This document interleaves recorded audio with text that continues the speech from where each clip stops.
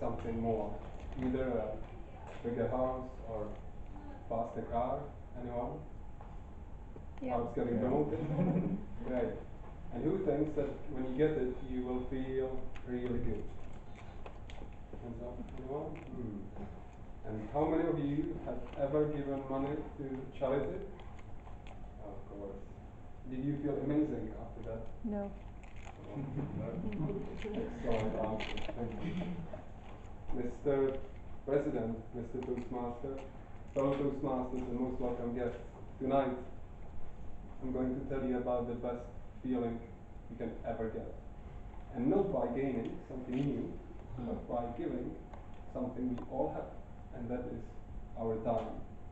Tonight I'm going to tell you about the charity work I've done and how incredibly rewarding it has been. I'm going to tell you why I've done it, I'm going to tell you what I've done, and I'm going to tell you how amazingly rewarding it has been and what I got out of it. First, what have I done?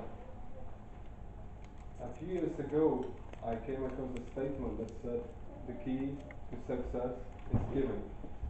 And I thought, how ridiculous. And I dismissed it immediately. But then, a few years later, a few months later, I came across the statement again and again, this time by different people, but all very well known. And the last time I read about giving as key to success and happiness was when I read an interview with Sir John Templeton, a very well-known investor and philanthropist. And he said that the more you give to others, the more prosperous you will be personally. And I thought, well, if he says that, maybe before I get something, I need to give. So maybe I should start giving something first, and then I will get what I want. And of course, I've given money to charities in the past, but this time I decided to give my skills, my time, and my experience rather than cash. So what have I done? I contacted Volunteer Action in Islington. They got me in touch with SOVA, and SOVA is a national charity that works among others with kids from disadvantaged backgrounds. And I contacted them, we chatted, and this charity is, by the way, really interested in working with well-educated adults, because we know so much about life, don't we? And their whole role is about listening to the kids and answering their questions about education or career choices or job and so on. So it's an interesting one. So I met two teenagers, both brothers, one aged 14, one aged 18. When I met them, I could tell that they were not from the most prosperous family. We met in the Islington Center together with the charity worker. We chatted, and we met again without the charity worker. We chatted, and for the third time when we met, we went for a walk to the park, and we talked, and they asked me questions about life and what I did and how I became an architect, and it was really quite a nice day. But I thought, I would like them to see something new. I would like them to see beyond what's around them and learn something. So I said, let's go to Victoria and Albert Museum. And they were not excited. In fact, the older one looked a bit worried, but he always looks a bit worried.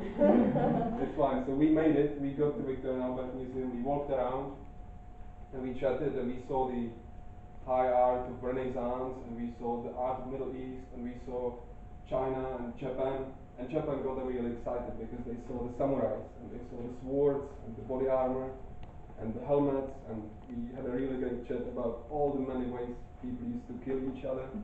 And it was just a really nice day. And I had my ambition, my goal was for them to have a really nice day, a day that they would remember, so that maybe in 10 years' time, when we are all gone and forgotten, they will say, hey, do you remember that French guy with that French accent who took us to that museum?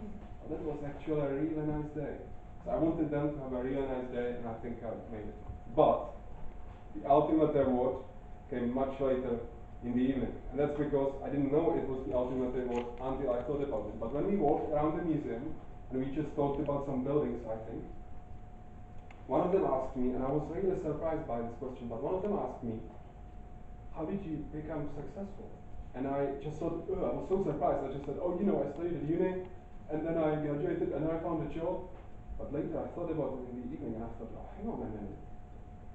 I made some decisions in the past, and I took some action, I followed it through, and I got my results. And somebody sees it as success.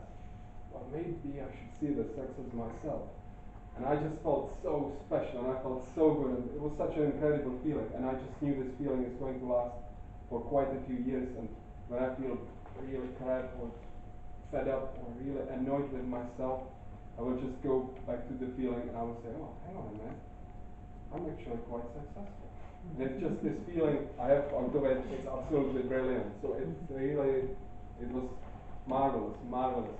I'm speechless, or I can't be. So my message to you tonight, my focus of this speech time, my appeal to you is that you don't need to send any money abroad anymore. You don't need to travel abroad to give money to somebody you've never met. You can do some really simple work here in London, in your neighborhood. You can spend a few hours a month, or a few hours a year with someone who needs it, and the feeling you get out of it will be absolutely amazing. I guarantee you that. You will feel great. It's totally worth it. I say, do it.